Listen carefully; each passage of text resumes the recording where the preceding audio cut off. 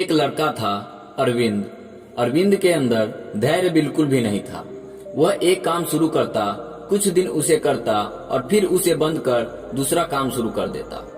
इसी तरह कई साल बीत चुके थे और वह अब भी किसी भी बिजनेस में सेटल नहीं हो पाया था। अरविंद की इस आदत से उसके माता पिता बहुत परेशान थे। वे जब भी उससे कोई काम छोड़ने की वजह पूछते तो वह कोई न कोई कारण बताकर खुद को सही साबित करने की कोशिश करता था। अब अरविंद के सुधरने की कोई उम्मीद नहीं दिख रही थी कि तभी पता चला कि शहर से कुछ दूर एक आश्रम में बहुत पहुंचे हुए गुरुजी का आगमन हुआ है। दूर दूर से लोग उनका प्रवचन सुनने आए हैं। एक दिन अरविंद के माता पिता भी उसे लेकर महात्मा जी के पास पहुंचे। उनकी समस्या सुनने के बाद उन्होंने अगले दिन सुबह सुबह अरविंद को अपने पास बुलाया। अरविंद को ना चाहते हुए भी सुबह में ही गुरुजी के पास जाना पड़ा। गुरुजी ने उसे एक बगीचे में ले गए और धीरे धीरे आगे बढ़ते हुए बोले, बेटा तुम्हारा पसंदीदा फल कौन सा है?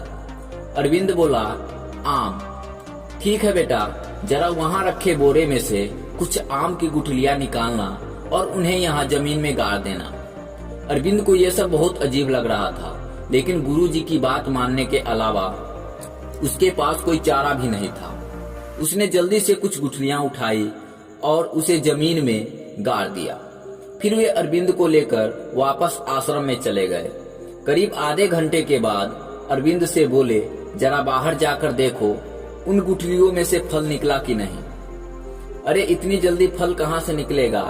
अभी कुछ ही देर पहले तो हमने गुठलियां जमीन में गाड़ी थी। अच्छा तो रुक जाओ, थोड़ी देर बाद जाकर देख लेना। कुछ देर बाद उन्होंने अरविंद से फिर बाहर जाकर देखने को कहा।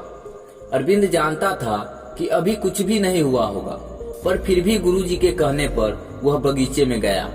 लौटकर बोला, कुछ भी तो नहीं हुआ है गुरुजी, आप फल की बात कर रहे हैं, अभी तो बीज से पौधा भी नहीं निकला है, लगता है कुछ गड़बड़ है। गुरुजी ने आश्चर्य से कहा, अच्छा बेटा ऐसा करो, उन गुठलियों को वहाँ से निकाल के कहीं और गाड़ दो।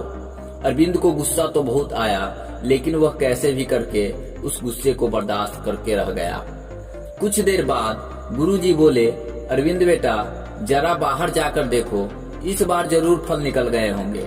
अरविंद इस बार भी वही जवाब लेकर लौटा और बोला, मुझे पता था इस बार भी कुछ नहीं होगा, कुछ फल वल नहीं निकलने वाला। क्या अब मैं अपने घर जा सकता हूँ? नहीं नहीं रुको, चलो इस बार गुठलियों को ही बदल कर देखते हैं, क्या पता फल निकल आए।